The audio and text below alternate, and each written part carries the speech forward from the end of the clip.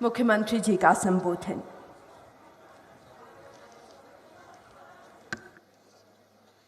भारत माता की, भारत माता की, भारत माता की। जय हिमाचल, जय हिमाचल, जय हिमाचल।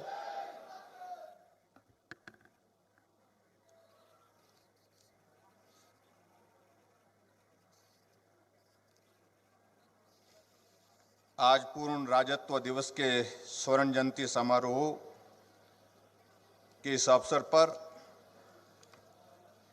हमारे बीच में महामहिम राज्यपाल महोदय श्री बंडारू दत्तात्रेय जी, भारतीय जनता पार्टी के हमारे राष्ट्रीय अध्यक्ष, राज्यसभा के सांसद और हिमाचल एक छोटा प्रदेश होने के बावजूद दुनिया के सबसे बड़े राजनीतिक दल के अध्यक्ष के नाते आप काम को संभाले हैं। आदरणीय श्री जगत प्रकाश नड्डा जी, हमारे बीच में केंद्रीय राज्य वित्त एवं कॉरपोरेट मामलों के मंत्री भाई अनुराग ठाकुर जी, मंत्रिमंडल के हमारे सभी सदस्यगण, राज्यसभा के सभी, लोकसभा और राज्यसभा के हमारे सभी सांसदगण, और आज हमारे बीच में विपक्ष के नेता भी मौजूद हैं, आदरणीय श्री मुकेश अग्निहोत्री जी। आज के इस कार्यक्रम में विशेष रूप से हमारे बीच में उपस्थित हिमाचल प्रदेश में हमारे पार्टी के प्रभारी और राज्यसभा के पूर्व में सांसद रहे अविनाश राय खन्ना जी, और इनके साथ ही हमारे सह प्रभारी और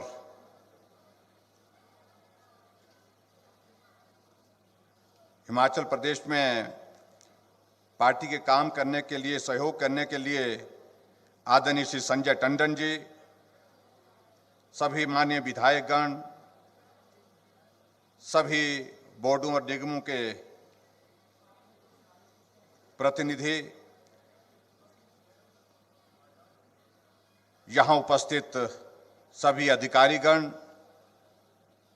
पत्रकार मित्रों, भाई और बहनों,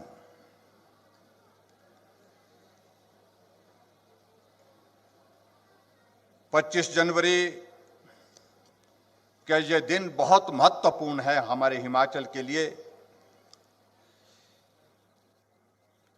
और आज के ही दिन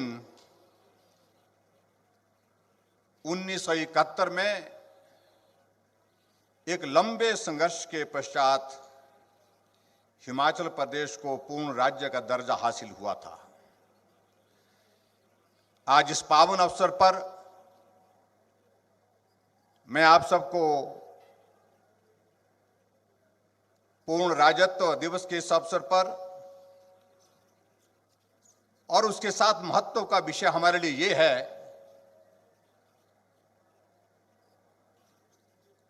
कि स्टेटहुड के पूरे 50 वर्ष पूर्ण करने के पश्चात एक लंबा सफर जो हमने तय किया है, उस सफर में हिमाचल प्रदेश के जन जन का बहुत बड़ा सहयोग रहा,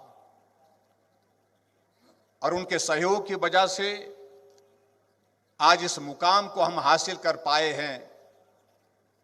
मैं उनका भी हृदय से बहुत बहुत अभिनंदन करता हूं, और सभी हिमाचल वासियों को आज के इस अवसर पर बहुत बहुत बधाई और शुभकामनाएं देता हूं।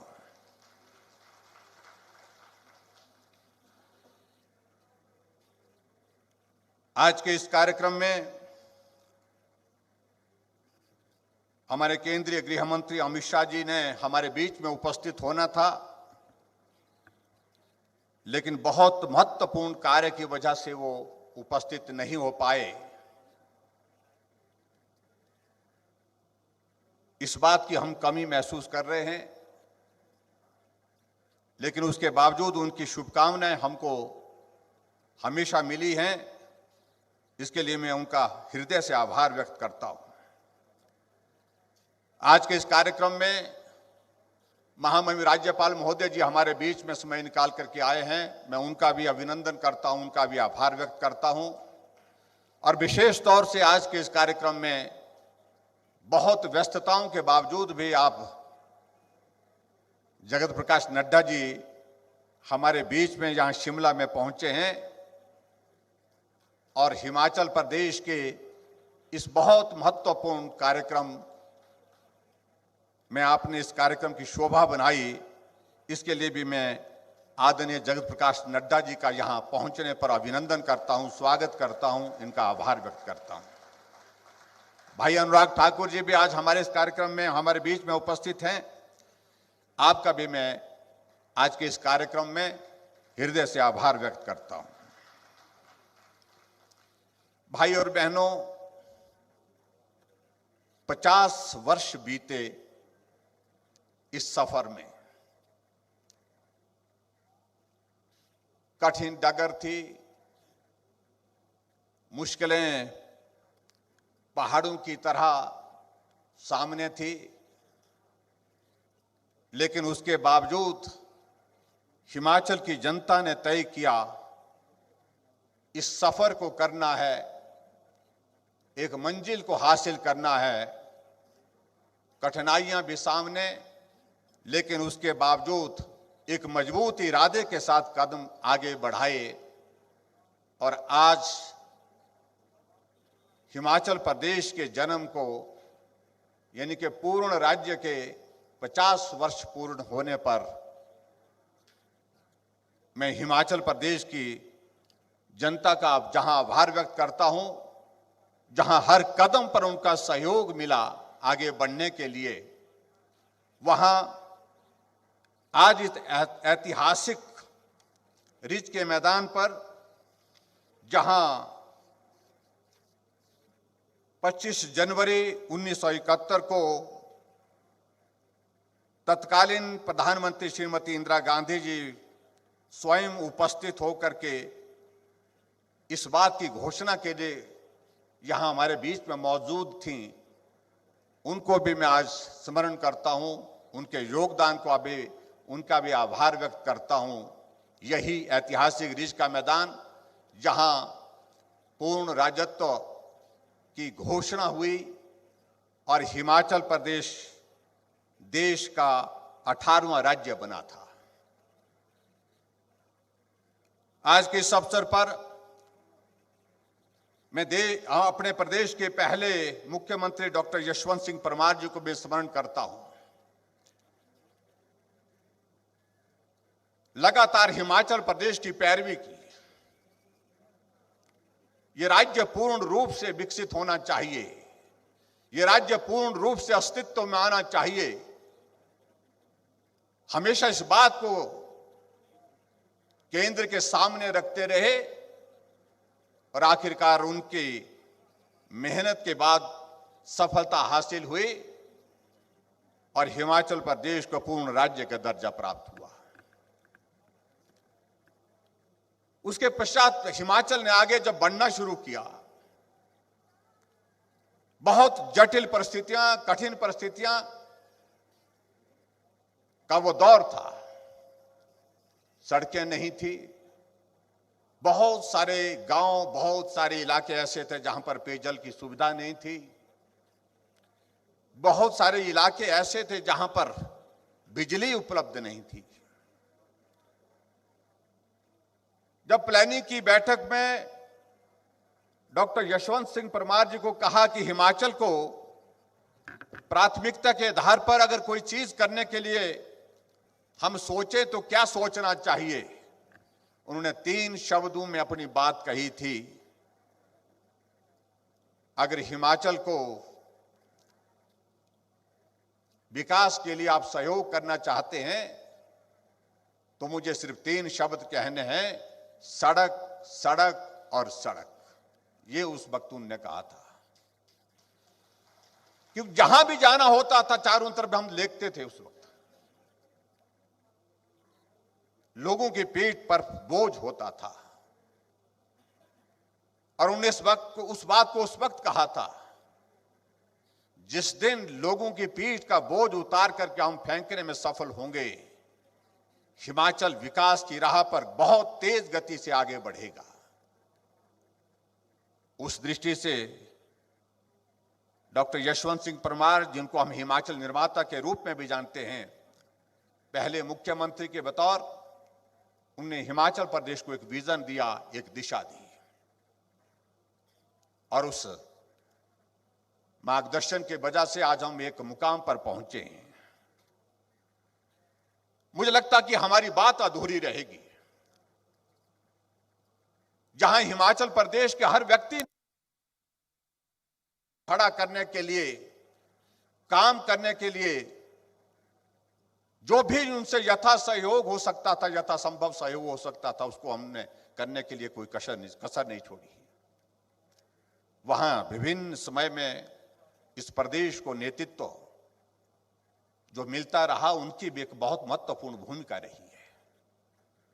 ऐसे इस अवसर पर डॉक्टर यशवंत सिंह परमार जी के बाद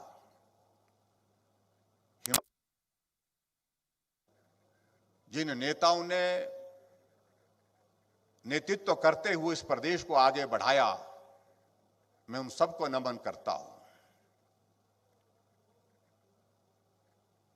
श्री शांता कुमार जी लंबे समय तक 2 बार मुख्यमंत्री रहे। हिमाचल प्रदेश में गांव में पीने की समस्या, पानी की पीने की समस्या, सिर पर ये पानी ढोने की व्यवस्था समाप्त होनी चाहिए, इसके लिए उन्होंने मेहनत की, योजनाएं बनाई। और आज हमको इस बात को कहने में प्रसन्नता है कि हिमाचल प्रदेश का, अगर हमारा पहाड़ी राज्य होने के नाते दुर्गम क्षेत्र का इलाका, ट्राइबल का इलाका, लाहौल स्पीति, चाहे किन्नौर, चाहे कितनी भी ऊंचाई पर है, वहां पर पेयजल जो है नल के माध्यम से उपलब्ध है। श्री शांता कुमार जी ने बतौर मुख्यमंत्री बहुत सारी योजनाओं की शुरुआत की। मैं उन सारी बातों को लेकर के विस्तार से नहीं जाऊंगा, लेकिन अंत्योदय योजना उनके दिल के बहुत करीब थी। उस दृष्टि से वो भी एक महत्वपूर्ण योगदान उनका देश के लिए और प्रदेश के लिए रहा। पानी की रॉयल्टी मिलनी चाहिए, ये भी एक शुरुआत की थी। और आज वो रॉयल्टी के रूप में हिमाचल प्रदेश करोड़ों रुपए हासिल कर रहा है। और उसी तरह से मैं आगे बढ़कर के अगर बात कहूं, ठाकुर रामलाल जी रहे, थोड़े समय के लिए रहे, लेकिन उसके बावजूद उनका भी विकास के, हिमाचल के विकास में एक योगदान रहा है।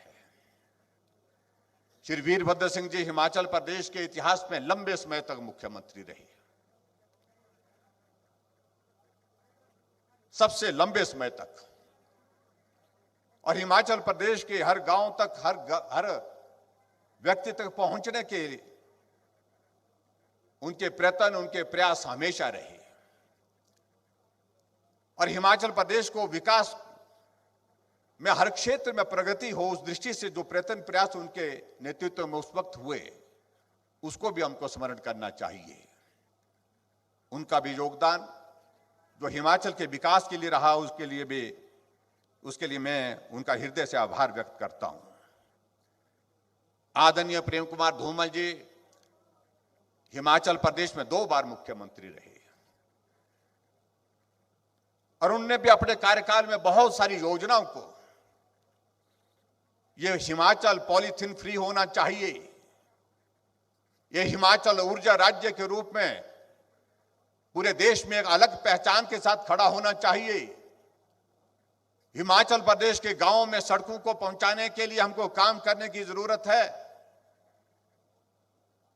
उस दृष्टि से जो काम किया उन्होंने, उनके इस योगदान को भी आज हम स्मरण करते हैं और उनका आभार व्यक्त करते हैं।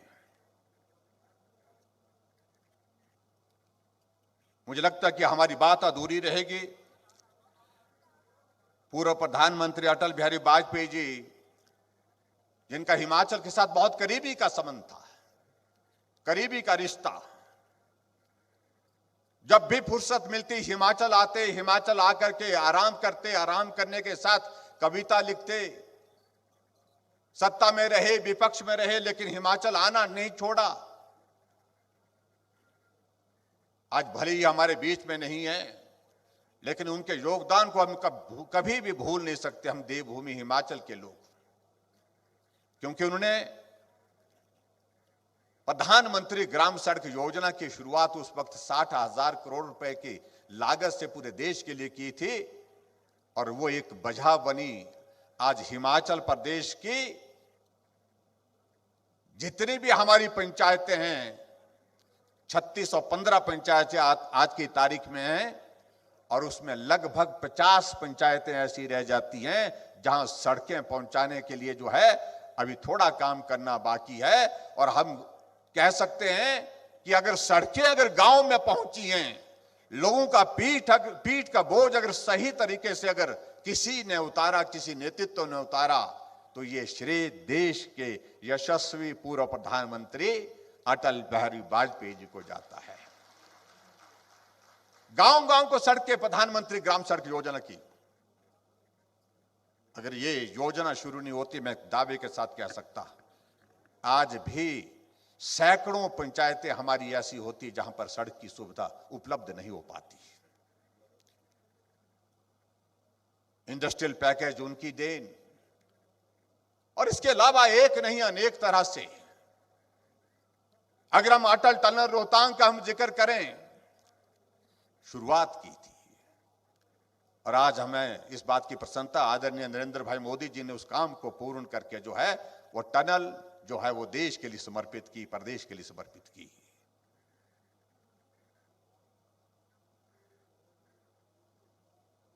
आज हमारा सौभाग्य है कि देश को एक मजबूत नेतृत्व नरेंद्र भाई मोदी जी के रूप में मिला है।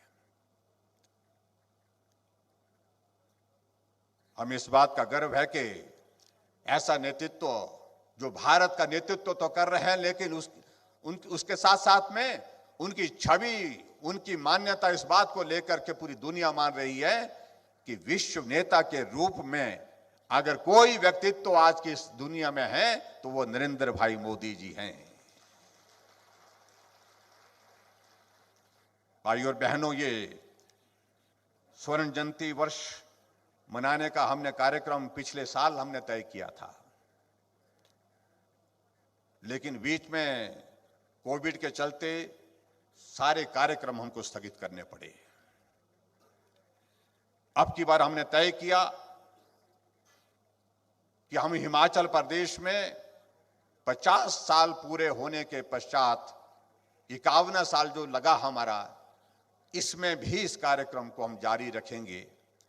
और अब की बार हमने ये तय किया कि हिमाचल प्रदेश में 1 साल तक 51 कार्यक्रम, बड़े कार्यक्रम, भव्य कार्यक्रम हिमाचल प्रदेश में हम करेंगे, ताकि हिमाचल प्रदेश की नई जनरेशन, नई पीढ़ी इस बात को समझ सके इस यात्रा में किस व्यक्ति का, किस नेतृत्व का योगदान रहा, इस यात्रा में हिमाचल के लोगों का किस प्रकार से सहयोग रहा।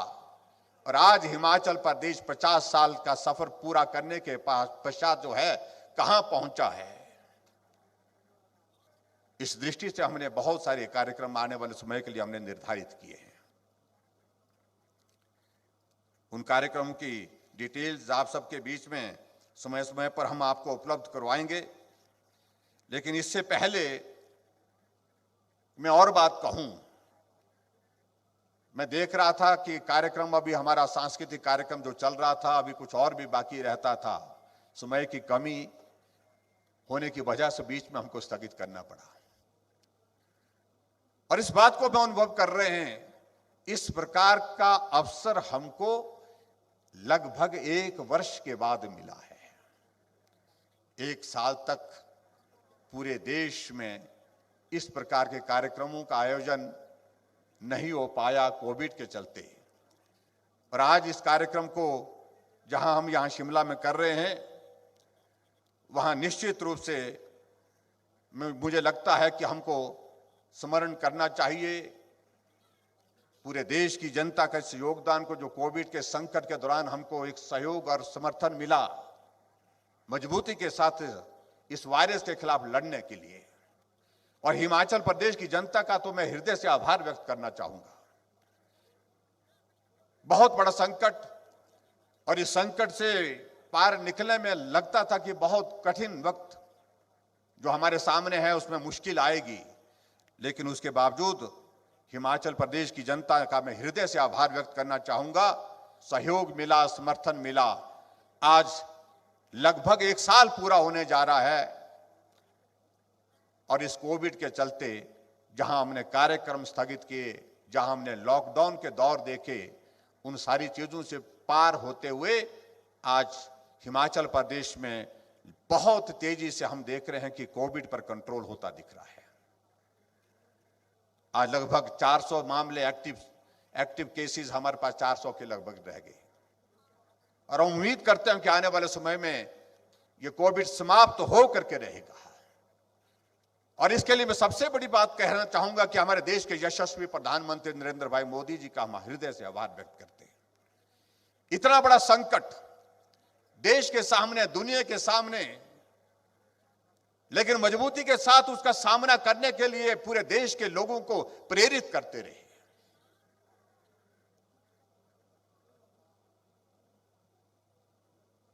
देश में उस वक्त जब ये संकट शुरू हुआ, उस वक्त पीपी किट भारत में निर्मित नहीं थी, होती नहीं थी, बाहर के देशों से लानी पड़ती थी।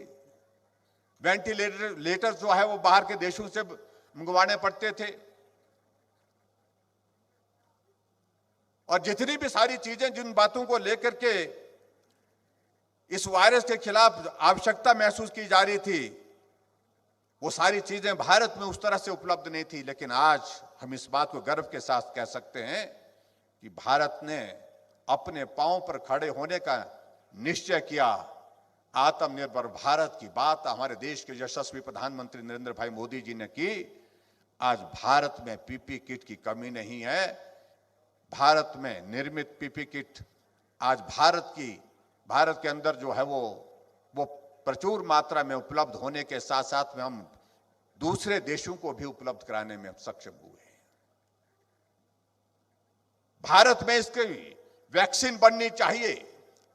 इस सारी बात के लिए आदरणीय प्रधानमंत्री जी ने कहा कि हमारे देश के साइंटिस्ट आगे बढ़ें, देश के साइंटिस्ट को हौसला दिया, हिम्मत दी।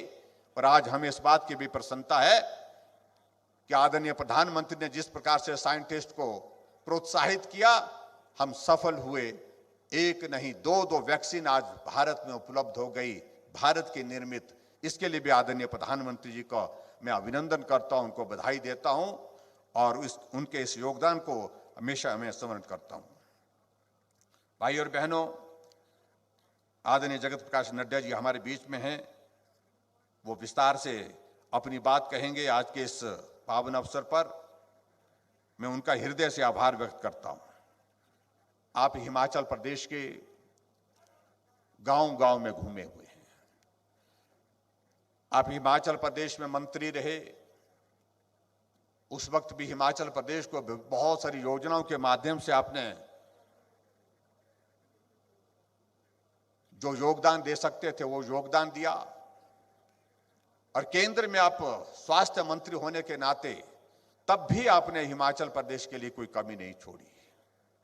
भारत के लिए आयुष्मान भारत आपकी देन है। आदरणीय प्रधानमंत्री नरेंद्र भाई मोदी जी के नेतृत्व में और आपके कुशल मार्गदर्शन और उसमें सहयोग में उसमें सफलता हासिल हुई। हिमाचल जैसे छोटे प्रदेश को आपने उस वक्त भी स्मरण किया, उस वक्त भी याद रखा। एम्स हिमाचल के लिए आपकी देन। एम्स के साथ साथ में हिमाचल प्रदेश के लिए जहां 6 मेडिकल कॉलेज हमारे सरकारी क्षेत्र में है, उनमें से 3 मेडिकल कॉलेज आपके दिए हुए। पीजीआई सैटेलाइट सेंटर हमारा आपकी देन ऊना में। ऐसी एक नहीं, अनेक सारी चीजों को लेकर के हम कह सकते हैं। और उसी दृष्टि से मैं कह सकता हूं कि हिमाचल प्रदेश जहां आत्मनिर्भर भारत के नारे के साथ पूरा भारत आगे बढ़ते हुए काम कर रहा है, वहां हिमाचल प्रदेश भी प्रयत्न कर रहा है, प्रयास कर रहा है उस दिशा में कि हम अपने पांव पर खड़े हों। हम इस बात से सहमत हैं कि बहुत सारी कठिनाइयां हमारे सामने हैं, लेकिन फिर भी हम उसके बावजूद हम कह सकते हैं कि हिमाचल प्रदेश के लोगों ने हिम्मत की, हौसला किया, और हौसला करने का परिणाम ये रहा कि हिमाचल प्रदेश लगातार आगे बढ़ते हुए आज एक नहीं अनेक क्षेत्र में नए आयाम स्थापित करने में सफल हुआ है।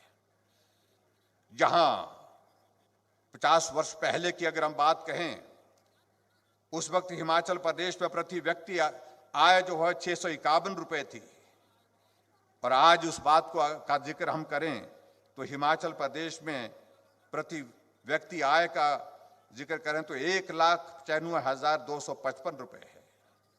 बहुत तेज गति से हिमाचल आगे बढ़ा है, और उसी तरह से हम बहुत सारी चीजों का हम जिक्र कर रहे हैं। मुझे लगता है कि जो डॉक्यूमेंट्री हमारे सामने प्रस्तुत की उसमें सारे आंकड़ों का जिक्र आ गया, इसलिए मैं उस पर जाना नहीं चाहता हूं विस्तार से।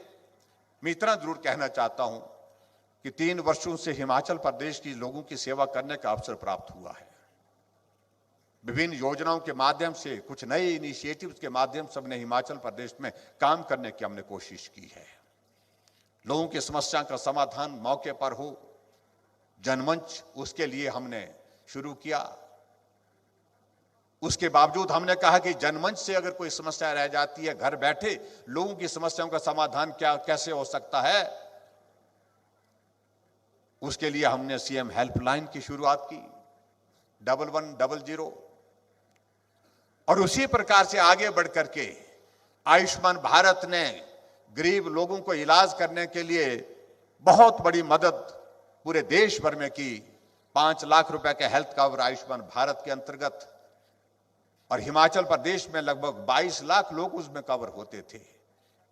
लेकिन कुछ लोग जो बच गए थे उनको भी ये सुविधा मिले, उस दृष्टि से हमने हिमाचल प्रदेश की 50 लाख लोगों को उस दृष्टि से हमने काम करने की कोशिश की। हमने नई योजना हिमाचल की शुरू की, हिम केयर, और हिम केयर के माध्यम से हमने हिमाचल प्रदेश में गरीब लोगों का इलाज करने का प्रयत्न किया। उसमें भी हम बहुत बड़ी हद तक सफल हुए हैं। ऐसे लोग, जो गरीब लोग जो बिस्तर पर पड़े हैं, इलाज के लिए पैसा नहीं है, आयु निकलती जा रही है, चल नहीं सकते हैं, ऐसी बीमारी का शिकार हो गया, जिस बीमारी की वजह से जिंदगी भर उनको जूझना पड़ेगा, ऐसी परिस्थिति में सहारा योजना की शुरुआत हिमाचल प्रदेश में की।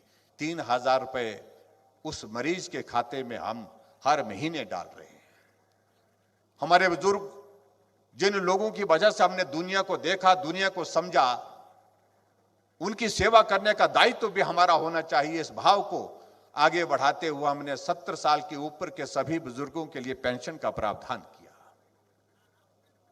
हमारा नौजवान अपने पांव पर खड़ा हो, यह जरूरी नहीं कि सरकारी नौकरी में या प्राइवेट सेक्टर की नौकरी में ही वो जाए।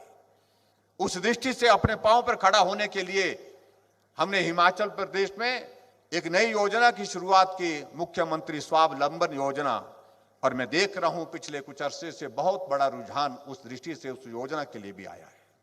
नौजवान आगे बढ़ करके उस योजना का लाभ ले रहे हैं, और लाभ लेने के साथ साथ में नौजवानों को नौकरी देने के भी उसके जरिए माध्यम निकले।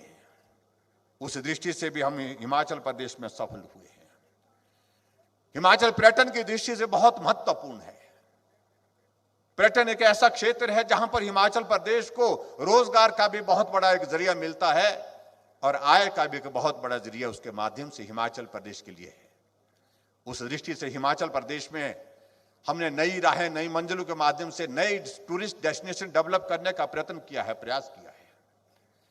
उस दृष्टि से भी हम आगे बढ़ते जा रहे हैं, और मैं उम्मीद करता हूं कि आने वाले समय में अगर हम 50 वर्ष बाद के हिमाचल की अगर कल्पना करें तो मैं कह सकता हूं हिमाचल प्रदेश में पर्यटन एक ऐसा क्षेत्र होगा जो हिमाचल प्रदेश को रोजगार के दृष्टि से और रोजगार के साथ साथ में आय की दृष्टि से सबसे बड़ा कंट्रीब्यूशन देगा, सबसे बड़ा योगदान देगा।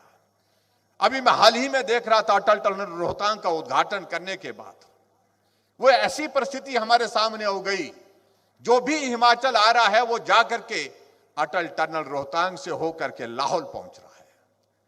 रोकना मुश्किल हो रहा है, व्यवस्थाएं हमारे पास अभी तक मौजूद वहां पर नहीं है, इतने सारे लोगों के लिए वहां पर हम किस प्रकार की सुविधा दे सके। उस दृष्टि से मुझे लगता है कि आने वाले समय में हिमाचल प्रदेश जो है पर्यटन की दृष्टि से बहुत तेजी से आगे बढ़ेगा। उसके लिए जो भी चीजें करने की आवश्यकता है उन चीजों पर काम चल रहा है। हिमाचल प्रदेश में हम आने वाले समय में, अगर डॉक्टर यशवंत सिंह परमार जी ने कहा है कि सड़क चाहिए, सिर्फ सड़क चाहिए, आज भी हम इस बात को अनुभव कर रहे हैं कि कनेक्टिविटी एक बहुत बड़ी समस्या हमारे सामने है। इस समस्या का समाधान, सुधार हुआ है, हर सरकार में काम हुआ है और बहुत काम हुआ, इसमें दो राय नहीं। लेकिन उसके बावजूद भी आज भी अगर सबसे बड़ी अगर हमारे हिमाचल प्रदेश में हमारे लिए कठिनाई है वो कनेक्टिविटी की है। हिमाचल का एयरपोर्ट अपना हो, जहां बड़ा जहाज उतर सके, जहां हिमाचल प्रदेश को देखने के लिए, यहां की सुंदरता को देखने के लिए दुनिया का पर्यटक आ सके, उस दृष्टि से इसकी आवश्यकता हम महसूस कर रहे हैं। छोटे एयरपोर्ट हमारे पास उपलब्ध हैं, लेकिन उससे समस्या का समाधान नहीं हो पाया है। अगर आने वाले 50 सालों की अगर हम कल्पना करें तो इन सारी चीजों को लेकर के हमको आगे बढ़कर के काम करने की आवश्यकता होगी। और उसी तरह से मैं इस बात को भी मैं कहना चाहता हूं, हमने प्राइवेट सेक्टर की इन्वेस्टमेंट को हिमाचल प्रदेश में लाने के लिए प्रयत्न किया। एक ग्लोबल इन्वेस्टर्स मीट हमने धर्मशाला में की, परिणाम उसके सार्थक दिख रहे थे। 13,000 करोड़ रुपए की ग्राउंड ब्रेकिंग हमने एक महीने के बाद, उस इवेंट के एक महीने के बाद जो हमने की, आदरणीय जगत प्रकाश नड्डा जी के साथ आदरणीय अमित शाह जी भी उस कार्यक्रम में उपस्थित थे। और मैं इस बात को जरूर कहना चाहूंगा कि ग्लोबल इन्वेस्टर्स मीट में जो हमारी ग्राउंड ब्रेकिंग हुई थी, उसमें से जो है बहुत सारे प्रोजेक्ट जो है लगभग 8,000 करोड़ रुपए के और 10,000 करोड़ के लगभग जो हमारे पास जो ग्राउंड ब्रेकिंग जो 13,000 करोड़ की जो उस वक्त हुई थी, 8 और 10,000 करोड़ के लगभग जो हमारे जो है जमीनी स्तर पर काम शुरू हो गया है। अगर कोविड का संकट नहीं आता तो मैं कह सकता हूं, दावे के साथ कह सकता हूं कि आज हमारी ये ग्राउंड ब्रेकिंग 35 और 40,000 करोड़ को पार कर जाती है। अभी भी इस कोविड के संकट के बावजूद भी 10,000 करोड़ रुपए की ग्राउंड ब्रेकिंग हमारे किसी भी समय में हम करने के लिए तैयार हैं। हिमाचल प्रदेश में इन्वेस्टमेंट आए, ये बहुत आवश्यक है। और उसी तरह से हम एक और प्रयत्न कर रहे हैं, एक और प्रयास कर रहे हैं कि हिमाचल प्रदेश में हमारे केंद्र से क्या इन्वेस्टमेंट आ सकती है, विभिन्न प्राइवेट सेक्टर के माध्यम से क्या इन्वेस्टमेंट आ सकती है, उस दृष्टि से हमने प्रयत्न किए हैं, प्रयास किए हैं। अभी केंद्र सरकार ने जो है वो 3 बल्क ड्रग फार्मा हब के लिए जो अपनी बात कही, स्वीकृति दी है। और उसमें से जो कंपटीशन है, हिमाचल प्रदेश ने बहुत अग्रेसिव होकर के उसमें बिडिंग की है। और मैं बहुत बड़ी उम्मीद के साथ कह सकता हूं कि लगभग 10,000 करोड़ रुपए की इन्वेस्टमेंट इसके माध्यम से जो हमारा जो बल्क ड्रग फार्मा का हब जो बनेगा उसके लिए आने वाली है, और जिसमें लगभग 1,000 करोड़ रुपए केंद्र सरकार का सहयोग भी उसमें उपलब्ध होगा। और उसमें हिमाचल प्रदेश बहुत बड़ी उम्मीद के साथ आज की तारीख में अपना पक्ष केंद्र के समक्ष रखा है। और केंद्र के साथ समक्ष रखने के साथ अग्रेसिव बीडिंग के माध्यम से हम निश्चित रूप से, मुझे पूरा भरोसा है, पूरा विश्वास है, उसमें हम सफल होंगे एक बल्क ड्रग फार्मा हब लेने के लिए, जहां इस प्रदेश के अंदर जहां लगभग 10,000 करोड़ रुपए की इन्वेस्टमेंट आएगी और वहां लगभग आने वाले समय में उसका टर्नआउट जो अगर होगा तो वो 70,000 करोड़ के लगभग होगा। 15 से 20,000 लोगों को वहां पर, नौजवानों को वहां पर रोजगार उपलब्ध होगा। ये हमारे लिए एक बहुत बड़ी उपलब्धि होगी उस दृष्टि से। मित्रों, बहुत लंबी बात न कहते हुए मैं आज के इस कार्यक्रम में सिर्फ इतना ही कहना चाहता हूं, हम चाहते हैं कि हिमाचल का इतिहास हर नौजवान जाने। जिस भी व्यक्ति ने हिमाचल प्रदेश का योगदान किया है उसको हम सम्मानित करें। जिस भी सेना के जवान ने अपनी शहादत दे करके इस देश की रक्षा की है उसकी शहादत को हम स्मरण करें। जिस भी वीर सैनिक ने इस देश की रक्षा के लिए काम किया है उसका हम सम्मान करें। जिस लेखक ने हिमाचल प्रदेश की इस गौरवमयी इतिहास को आगे बढ़ाने में काम किया है उसको हम स्मरण करें, उसको हम सम्मानित करें। अब विभिन्न क्षेत्रों में हमारा जो जिस भी व्यक्ति का जिसका भी कंट्रीब्यूशन रहा है उसको हम हिमाचल प्रदेश के इस स्वर्ण जयंती के इस वर्ष में उनको किसी न किसी तरह से इस कार्यक्रम के साथ जोड़ें। उस दृष्टि से हमने एक आगामी कार्यक्रम बनाया है और उसकी रूपरेखा हम पूरे हिमाचल प्रदेश के लोगों के समक्ष रखेंगे। और मुझे पूरा भरोसा है कि ये कार्यक्रम, इस कार्यक्रम में हम सब लोग अपने राजनीतिक दलों से ऊपर, विचारों से ऊपर उठ करके हिमाचल के विकास में अपने सहयोग के लिए जिस रूप में हमने कंट्रीब्यूट किया है, हमारी पीढ़ियों ने कंट्रीब्यूट किया है, हमारे बुजुर्गों ने कंट्रीब्यूट किया है, उसको ध्यान में रखते हुए पूरा सहयोग मुझे उसमें प्राप्त होगा।